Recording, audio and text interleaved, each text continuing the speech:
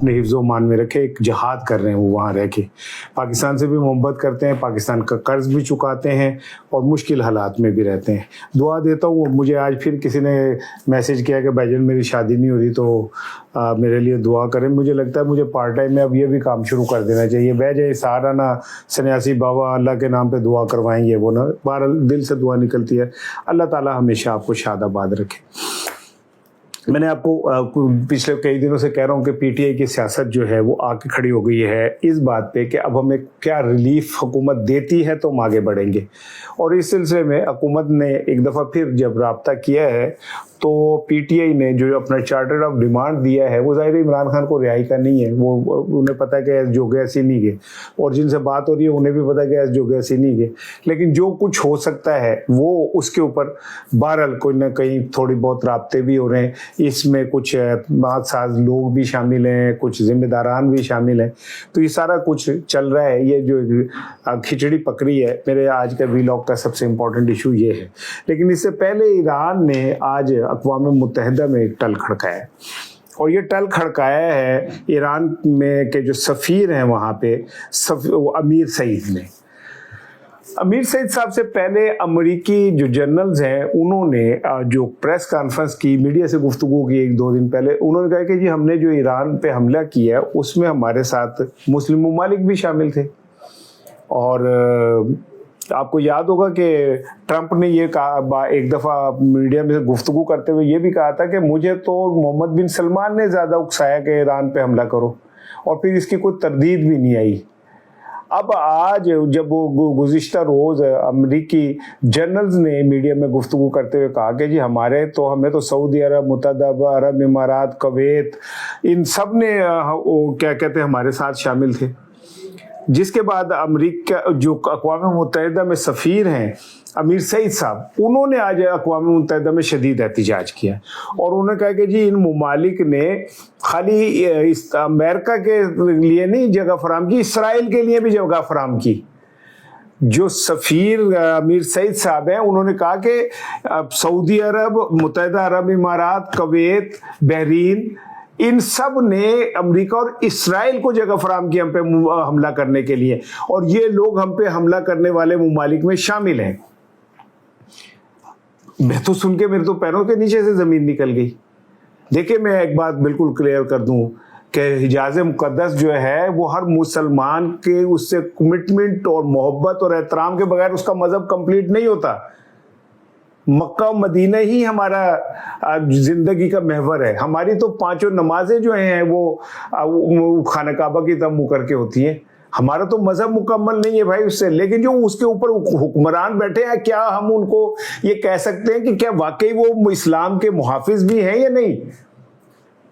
میں نہیں کہہ رہا یہ بات, کوئی اور نہیں کہہ رہا, یہ خود امریکی جرنلز کہہ رہے ہیں کہ ہاں ایران کے اوپر حملے میں سعودی عرب, کویت اور یہ متحدہ عرب امارات سے ہمارے ساتھ شامل تھے, بحرین, یہ سب ہمارے ساتھ شامل تھے. اب آپ اندازہ کریں کہ ایک مسلمان ملک ایران اور باقی مسلمان ملک جو سو کالڈ ان کے حکمران وہ اسرائیل کے ساتھ مل کے اس پہ حملہ کر رہے ہیں ایران کے اوپر. یہ میں سمجھتا ہوں کہ مسلمان حکمرانوں کی بے حسی, بے شرمی کی اس سے بڑی اور مثال نہیں ملے گی آپ کو. اور یہ بات اب کوئی اخبار میں نہیں چھپ رہی یار, کوئی تجزیہ نہیں کوئی لکھ رہے ہیں, امریکی تو جرنلز کہہ رہے ہیں. اور آج اقوام متحدہ میں اس نے کہہ دیا کہ جی ان لوگ یہ ممالک جو تھے شامل تھے. اب آپ سوچیں کہ ایک ایران کو تباہ کرنے کے لیے سعودی عرب اسرائیل سے مل کے حملے کر رہے ہیں. ایران کا قصور کیا ہے؟ ایران اور عمران دو ملتے جلتے نام ہیں, ان کا قصور کیا ہے؟ ان کا قصور یہ کہ یہ اس منافق معاشرے کے اندر وہ اپنے پیروں پہ کھڑے ہیں. چاہے $270 بلین کے ان کی اکانومی تباہ ہو گئی, ان کے بچے جو اسکولوں میں شہید ہو گئے, ان کا رہبر شہید ہو گیا, لیکن وہ اپنی جگہ کھڑے ہوئے. عمران اس کی پارٹی کو انہوں نے تباہ کر دیا, اس کو جناب علی بیڑا غرق کر دیا, اس کو جیل کر دی, اس کی بیوی کو جیل کر دی, اس کا بھانجے کو جیل کر دی, لیکن عمران بھی اپنی جگہ پہ کھڑا ہوا ہے. اور کیا قصور کیا ہے؟ ایران نے کیا کیا؟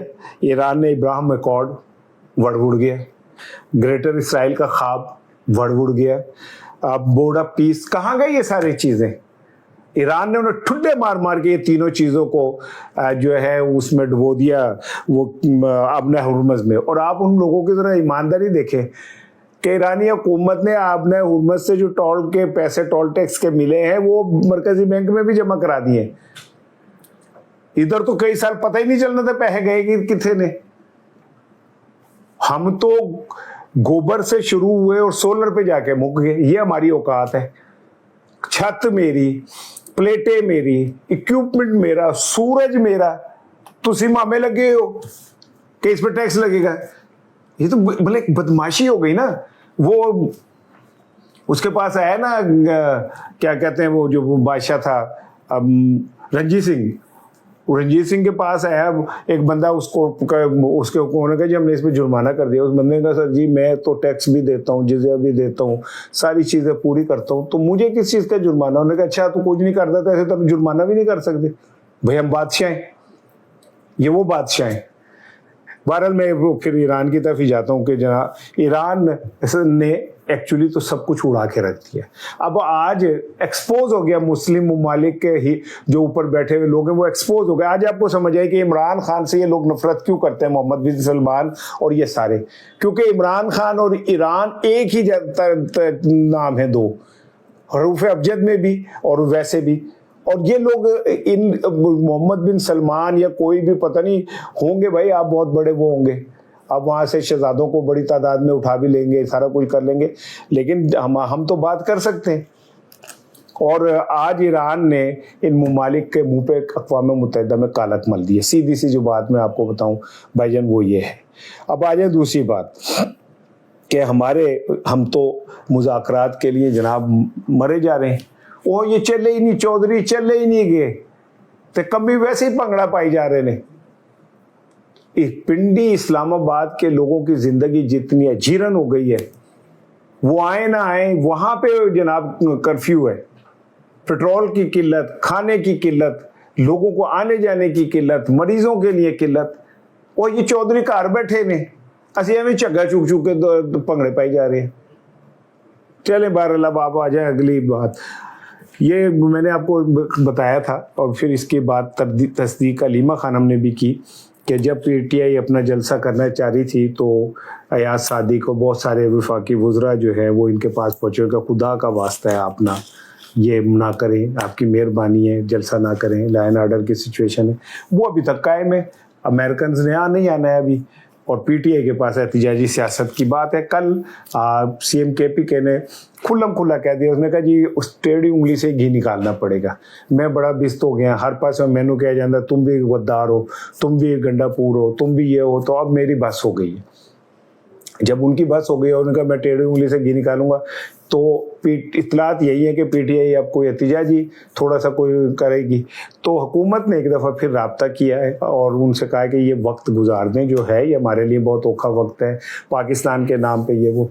तो अब PTI की क़यादत ने जो एक शर्त रखी है वो ये है कि जी पहले आप बुशरा बीबी को हॉस्पिटल करें, उन्हें मुंतकिल करें, उनकी तबीयत ख़राब है, उनकी हालत सही नहीं है, आप उन्हें मुंतकिल करें, और मुंतकिल करने के बाद अब आपसे अगली बात होगी, उससे पहले अगली गल नहीं होगी।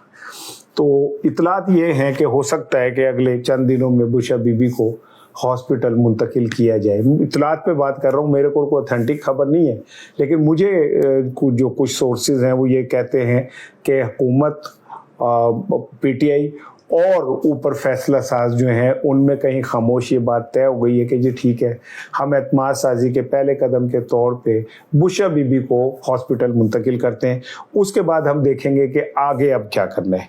क्योंकि इस वक्त अगर आप देखें तो पूरी दुनिया में आहिस्ता आहिस्ता इमरान खान और बुशरा बीबी पे जो मुजालिम हो रहे हैं उसकी बाज़गश्त सामने आने लग गई है। अक़वाम मुत्तहिदा की कमेटी बराए इंसदाद तशद्दुद साढ़े तो एक तो मुँह हर गली जो दहशत गर्दी निकलता है, इतने हम आदी हो गए हैं कि हमें हर बात में से इंसदाद जहाँ लगेगा वहाँ दहशत गर्दी खुद ब खुद मुँह से निकलेगा।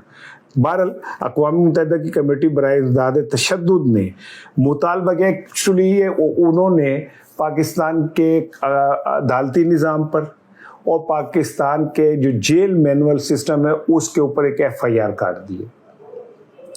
اور یہ FIR آپ اس بات کو اس طرح سمجھیں کہ اگر اقوام متحدہ کی یہ کمیٹی کہہ رہی ہے، جو اقوام متحدہ خود تشکیل دیتی ہے مختلف وہ ایشوز کے اوپر وہ کرنے کے لیے، اور ان کا یہ کہنا ہے کہ جناب علی عمران خان کے ساتھ جو کچھ بھی ظلم روا رکھا جا رہا ہے وہ بالکل بین الاقوامی قوانین کی خلاف ورزی ہے۔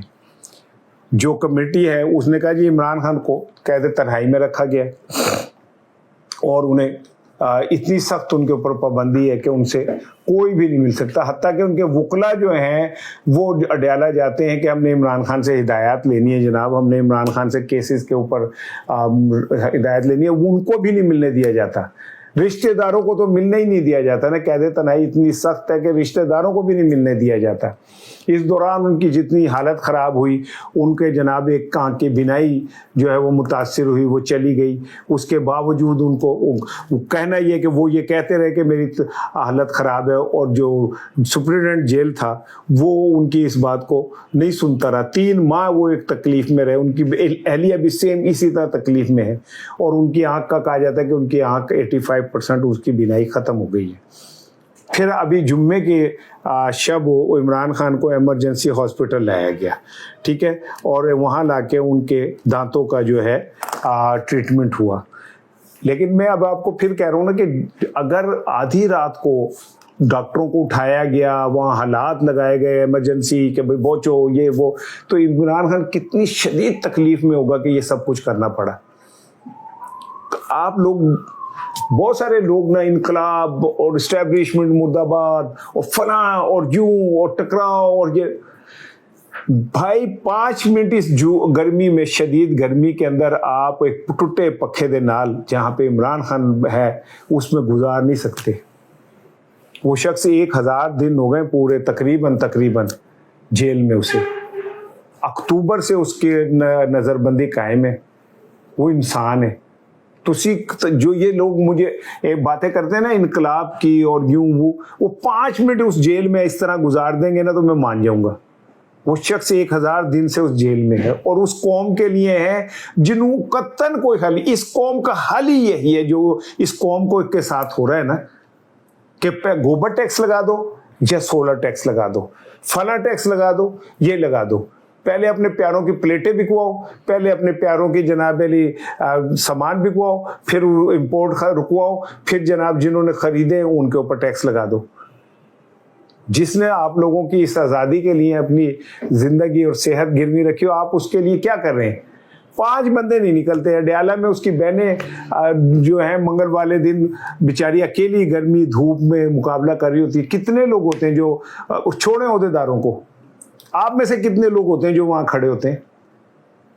کتنے لوگ ہیں جو اس بات کا ادراک کرتے ہیں کہ یار ایک آدمی نے ہماری خاطر اپنی زندگی جو ہے تباہ کر لی؟ وہ تو شہزادہ سی جناب، جہاں جاتا تھا کڑیاں مردیاں تھا، ہیرو سی، ٹھیک ہے نا، یہ یوں دیکھتا تھا ٹھا 5-7 ڈگ میں ٹھا ہوتے، پیسہ اس کی جوتی کی نوک پہ تھا، انہیں سب کچھ چھڑ کے شوکت خانہ بنواتا، نمل یونیورسٹی بنا لی، انہیں سارے پیسے ان کاموں میں لگا دیے، عوام کے لیے، غریب عوام کے لیے، بھوکے عوام کے لیے۔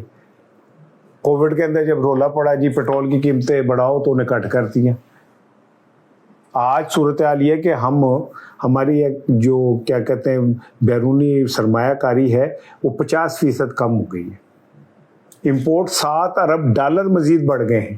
اس حکومت کا آپ اندازہ کریں، جس شخص نے آپ کے لیے یہ سارا کچھ کیا، جس شخص نے اپنے دور میں IMF سے بھی لڑائی کی، باقیوں سے بھی لڑائی کی، پیٹرول کی قیمت بڑھنے دی، ڈالر کی قیمت نہیں بڑھنے دی، بجلی کا یونٹ جو ہے وہ 17 روپے سے زیادہ نہیں ہوا، 130 روپے آلموسٹ پڑتا ہے، آپ ذرا کیلکولیٹ کیجئے گا۔ اور اب آپ سن لیں کہ جون کے اندر جے توڑے باں نہ تسی کار اٹھو تو پھر کہنا، اب جون میں ایک قیامت پاکستانیوں پر ٹوٹنے جا رہی ہے۔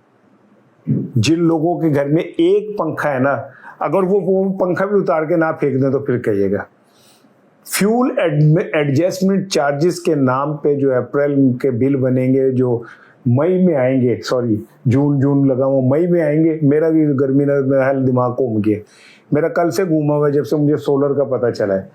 مئی میں جس دن بھی جب یہ بل آئیں گے، اگر آپ بلوں کو لے کے سڑکوں کے اوپر ٹکرے نہ ماریں یا آپ نہ سنیں کہ جی لوگوں نے اپنے بجلی وہ پنکھے ہی بند کر دیے، ایک پنکھا بھی بند کر دیا تو پھر کہے گا، لیکن ہم یہ کر لیں گے جناب، بالکل کر لیں گے، پنکھا بند کر لیں گے، اپنے میٹر توڑ دیں گے، اپنے بچوں کو کہیں گے گرمی میں سونا ہے، ہم کہیں گے کہ جی